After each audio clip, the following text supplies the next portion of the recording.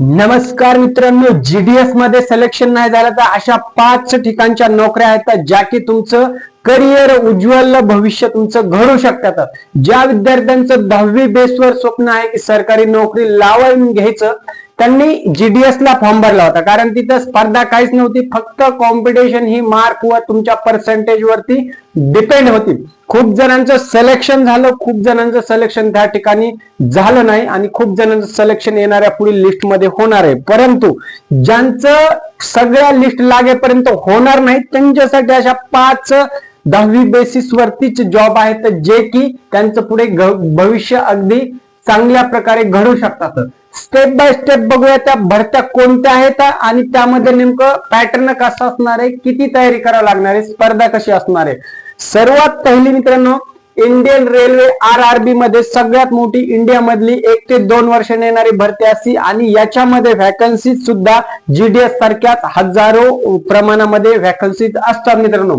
Group D मध्ये जर तुमचे पद बघितले आणि तुमचं पात्रता बघितलं तर या ठिकाणी तुमचं फक्त शिक्षण 10वी आणि 10वीच लागणार आहे. जरी तुम्ही ग्रॅज्युएशन असाल, डिप्लोमा, आयटीआय, व्हॉट एव्हर जे काही एज्युकेशन एक्स्ट्रा असेल तरी तुम्ही फॉर्म भरू शकता. परंतु जीडीएस सारखं या ठिकाणी फक्त 10वी बेसवर तुम्ही फॉर्म भरू शकता. त्याच्यामध्ये ग्रुप डी चाही रेल्वेमध्ये भरती असणार आहे, ट्रॅकमॅन, हेल्पर, आणि ही पोस्ट जी आहे ती लेवल 1 ची पोस्ट असणार आहे. कारण की इथे व्हॅकन्सी मोठ्या प्रमाणात असतात. सीबीटी आणि फिजिकल ह्या 2 गोष्टी रेल्वेमध्ये या ठिकाणी होत असतात. कॉम्प्युटर बेस टेस्ट या ठिकाणी होत असते, तसंच तुमचं बेसिक फिजिकल टेस्ट या ठिकाणी होत असतं मित्रांनो. आणि सगळ्यात महत्वाचं, ग्रुप डी मध्ये सुद्धा हायेस्ट जीडीएस नंतर लॉट्स ऑफ मोठ्या प्रमाणात या ठिकाणी व्हॅकन्सी अवेलेबल होत असतात. रिसेंटली रेल्वेची भरती निघाली होती पाठीमागे, आता सुद्धा याची मोठ्या प्रमाणात भरती निघण्याची दाट शक्यता आहे. म्हणून येणाऱ्या भविष्यातील भरती जाणून घ्यायची असतील तर चॅनलला लगेच सबस्क्राईब करून टाकायचे, जेणेकरून सर्व भरती अपडेट सर्वात अगोदर तुमच्यापर्यंत पोहोचतील मित्रांनो. आणि आपल्या चॅनलवर सर्व गोष्टी रिअल असतात, विथ प्रूफ साथ असतात. त्याच्यामुळे ट्रस्ट डोळे झाकून ठेवायचा आहे. नो, तुमच्या विश्वासाला तडा कधीच जाणार नाही. जोपर्यंत आपलं सगळं तुमचा विश्वास जिंकत नाही तोपर्यंत तडा जाणार नाही, आणि विश्वास जिंकल्यानंतर सुद्धा मरेपर्यंत जाणार नाही. ही या ठिकाणी श्वासाची मी तुम्हाला देतो मित्रांनो. दुसरं आहे डिफेन्स जॉब आहेत मित्रांनो, हायेस्ट डिमांड असणार आणि या ठिकाणी एक शासकीय नोकरी असल्याचा कर्मचाऱ्याचा मान या ठिकाणी तुम्हाला मिळणार आहे. डिफेन्स मध्ये तुमचं असणार आहे आर्मी जॉब असणार आहे, तर नेव्ही जॉब असणार आहे, तर त्याच्यानंतर इंडियन एअर फोर्स, हे 3 वेगवेगळ्या प्रकारचे या ठिकाणी जॉब असणार आहेत. आणि हे फक्त 10वी आणि 10वी बेसवर तुम्ही या ठिकाणी नोकरी मिळवू शकता मित्रांनो. त्याचा पुढील क्रायटेरिया जर सिलेक्शनचा पाहिला तर या ठिकाणी फिजिकल असणार आहे, रिटर्न एक्झाम असणार आहे, मेडिकल टेस्ट असणार आहे. ह्या 3 बेस वरती, ह्या 3 क्रायटेरिया क्रॉस झाल्याच्या नंतर या ठिकाणी तुम्हाला डिफेन्स मध्ये जॉब लागू शकतो. हा क्रायटेरिया बऱ्याच जणांना टफ वाटत असेल, कारण जीडीएस ला तर फक्त फॉर्म भरून मोकळं व्हायचं होतं, डायरेक्ट जॉईनिंगला जायचं होतं डॉक्युमेंट सबमिट करून, त्याच्यामध्ये पास झाला फिनिश. परंतु जेवढं टफ असेल तेवढं तुमची सॅलरी असणार, तुमचं परमनंट जॉब असणार आहे, तुम्हाला समाजामध्ये मान पान तसा मिळणार आहे आणि सगळ्याच गोष्टी शासकीय भत्ते सुद्धा तसेच मिळणार आहेत. फिजिकल मध्ये म्हटला तर इथे सुद्धा काही हार्ड नाही, बेसिक फिजिकल असतं मित्रांनो, जे की तुम्ही ऑल हेल्थ अँड वेल्थ ने तुम्ही चांगलेच असणार आहेत. तुमचं आरोग्य नेहमी चांगलंच राहावं, चांगलंच असायला पाहिजे. त्याच्यामुळे फिजिकलचा विषय मिटला. राहिला प्रश्न रिटर्न एक्झामचा. सिंपल प्रश्न असतात, जे की तुमचं जर चांगला अभ्यास 10वी पर्यंत जरी झालेला असेल तरी अतिशय अगदी सोयीस्कर रित्या सोप्या पद्धतीने तुम्ही ही रिटर्न एक्झाम क्रॉस करू शकता. मेडिकल जर पाहिलं तर जास्त मोठा काही क्रायटेरिया नाही, तुमचं सिंपल साधे मेडिकल रूल्स असतात, ते तुम्ही इझिली क्रॉस करू शकता. त्याच्यामुळे खूप जास्त या ठिकाणी स्कोप असणार आहे. आर्मी जनरल ड्युटी जीडी 1 असणार आहे, नेव्ही मध्ये चीफ स्ट्युअर्ड असणार आहे, एअरफोर्स वाय काही रोल्स साठी असणार आहे. अशा प्रकारे डिफेन्सचे जॉब सुद्धा तुमच्यासाठी अतिशय बेस्ट आहेत. जीडीएस सोडा, ज्यांना इंडियन रेल्वे नकोय त्यांनी डिफेन्स मध्ये या, ज्यांना डिफेन्स नकोय त्यांनी खाली पोलीस भरतीला या मित्रांनो. सिंपल साधं, जे की आत्ताच महाराष्ट्र राज्यामध्ये खूप मोठ्या प्रमाणात पदभरती करण्यात आली आणि बऱ्याच जणांचं या ठिकाणी सिलेक्शन निवड झालेली आहे मित्रांनो. त्यांचं त्या ठिकाणी कष्टही तसंच होतं, जिद्दही तसंच होतं, स्वप्नही तसंच होतं. म्हणून पोलीस भरती सुद्धा वारंवार निघत असते. फक्त बाकीच्या ज्या भरत्या आहेत त्या वारंवार निघतात, पोलीस भरती प्रत्येक वर्षी येईल असं नाहीच मित्रांनो, लक्षात घ्या. जे ड्रॉबॅक आहे तर ते सुद्धा सांगणं आवश्यक आहे. परंतु जर जिद्द असेल तर जिद्द तुमची सोडू नका, कारण वयोमर्यादा सुद्धा या ठिकाणी बऱ्याच चांगल्या पद्धतीची आहे पोलीस भरतीला. आणि पोलीस म्हटलं की आपल्या महाराष्ट्रामध्ये एक छाती रुबाबात फुगून येण्याचं महान पद आहे, मोठं पद आहे, खूप रिस्पेक्टफुल नोकरी आहे, जॉब आहे, म्हणून याची तयारी करू शकता. परंतु 10वी बेसवर तुम्हाला या ठिकाणी शिपाई म्हणून जॉईन होऊ शकता, चौकीदार म्हणून जॉईन होऊ शकता, हे जर सहकारी हेल्पर म्हणून होऊ शकता. या ठिकाणी फक्त सीबीटी टेस्ट एक्झाम असणार आहे. पोलीस भरतीमध्ये वेगवेगळे भरतीचे प्रकार असतात. 10वी 12वी तुमचं हेड कॉन्स्टेबल पासून कॉन्स्टेबल PSI याच्या सुद्धा डायरेक्ट भरत्या असतात. परंतु 10वी बेसवर या तुम्ही भरत्या तुम्ही याची तयारी करू शकता नक्कीच. आणि याची एक्झाम एकदम अत्यंत सोपी असणार आहे मित्रांनो. ह्याची सुद्धा भरती जी आहे ती येण्याची दाट शक्यता आहे मित्रांनो. चौथी भरती आहे फॉरेस्ट डिपार्टमेंट. दुसरं पोलीस भरतीच थोडक्यामध्ये हे कन्वर्जन आहे किंवा हे पोलीस भरती सारखंच डिपार्टमेंट आहे. अगदी निसर्गरम्य वातावरणात त्या ठिकाणी तुम्हाला जॉब करण्याची संधी मिळणार आहे. स्ट्रेस पासून दूर राहू शकता तुम्ही. त्याच्यानंतर कधी कधी तलाठी भरती 10वी बेसवरती असते, परंतु हा सांगणं चुकीचं आहे. त्याला शिक्षण क्वालिफिकेशन लागतं. पहिल्या काळी 10वी बेसवर व्हायचे, परंतु आता होत नाहीत, म्हणून तलाठी नाही होणार मित्रांनो. म्युनिसिपल कॉर्पोरेशन जॉब्स जे तुमच्या नगरपालिका महानगरपालिका ज्या असतात त्या ठिकाणी 10वी बेसवर गव्हर्नमेंटच्या परमनंट नोकऱ्या असतात. शिपाई म्हणून असतात, त्या ठिकाणी वेगवेगळे ऑफिस बॉय म्हणून असतात, हेल्पर म्हणून असतात, अशा वेगवेगळ्या पोस्ट असतात.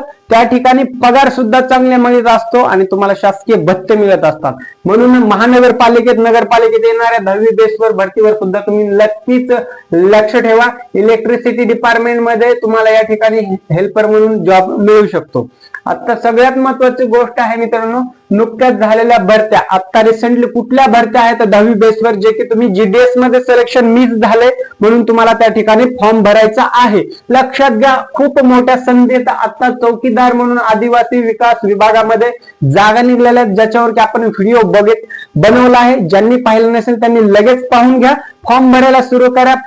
तुमची परीक्षेची तयारी, फिजिकलची सगळ्या गोष्टी करून घ्या. सिलेक्शन करा. त्याच्यामध्ये पगार 47,000च्या अराउंड आहे मित्रांनो. आणि विशेष म्हणजे जर एकदा तुम्हाला शासकीय नोकरी लागली, स्टेट गव्हर्नमेंटची नोकरी लागली किंवा सेंट्रल गव्हर्नमेंटची लागली, फक्त तुम्ही शासकीय सेवेमध्ये जर एकदा रुजू झालात, जर जे आपले वेतन असतात, आता 7वं वेतन आहे, 8वं वेतन लागण्याची प्रोसेस आहे, काही ठिकाणी लागू सुद्धा झालेला आहे, तर ते 8वं वेतन मध्ये तुमची सॅलरी डायरेक्ट डबल होत असते मित्रांनो. डबल जरी नाही झाली तरी डबलच्या एक 90% होत असते नक्कीच. म्हणून सॅलरीचा प्रचंड मोठ्या त्या ठिकाणी तुम्हाला फायदा मिळणार आहे. म्हणून शासकीय नोकरी असण्याचं गरजेचं आहे, कारण की जसे जसे वेतन वाढत राहतील, प्रत्येक वेतन वाढीचा एक कालावधी असतो, ते कालावधी टप्पा पार पडला की पुढील वेतन लागत असते. 8व्या नंतर 9वं वेतन, आणि तुमची नोकरी 60 वर्षापर्यंत 58 वर्षापर्यंत असल्यामुळे बरेच वेतन तुम्हाला या ठिकाणी लागू होणार आहे. त्यामुळे भरमसाठ पगार तुम्ही जो की बिझनेस मधून कमवू शकता तो नोकरीतून सुद्धा कमवू शकता. नोकरीला हलक्यात घेऊ नका. बिझनेस हा वाईट नाहीये, परंतु नोकरी सुद्धा काही वाईट नाहीये. खूप मोठा या ठिकाणी स्कोप असणार आहे मित्रांनो. त्याच्यानंतर रिसेंटली पोलीस भरती सुद्धा झाली मित्रांनो, तुमची लक्षात घ्या. त्याच्यानंतर रेल्वे ग्रुप डी चे 1 ते 2 वर्षामध्ये जागा येतात, परंतु भरमसाठ मोठ्या हजारोच्या संख्येने या ठिकाणी जागा येत असतात मित्रांनो, लक्षात घ्या. त्याच्यानंतर SSC असते, स्टाफ कमिशन सिलेक्शनच्या सुद्धा भरती येत असतात. पाठीमागे ऍड पडली होती, व्हिडिओ बनवलाय, पाहून घ्या मित्रांनो.